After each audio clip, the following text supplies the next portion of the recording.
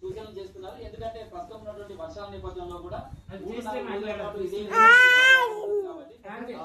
వర్షాలు పడిన తర్వాత మాత్రమే యూరియాకు సంబంధించి కావచ్చు లేదా డిఏపి కావచ్చు ఇవన్నీ కూడా అప్పుడు పిచికారీ చేసుకోవాలి, అప్పుడు వేసుకోవాలనేది సూచనలు చేస్తున్నారు శాస్త్రవేత్తలు. రాష్ట్ర వ్యాప్తంగా కూడా ఒక చిత్తూరుతో అయితే వాతావరణం ఉంది. చాలా చోట్ల మేఘావృతమైంది, కొన్ని చోట్ల అయితే మోస్తారు వర్షం పడుతుంది. గంటల్లో మాత్రం మరిన్ని జిల్లాల్లో అంటే ఆసిఫాబాద్ కావచ్చు, కొమరంభీం కావచ్చు, అదేవిధంగా వరంగల్, ములుగు ఈ ప్రాంతాల్లో నుంచి మంచి వర్షాలు కురిసే అవకాశం ఉంటుంది అంటారు. ఉరుములు మెరుపులతో కూడినటువంటి వర్షం కూడా పడే అవకాశం ఉంది.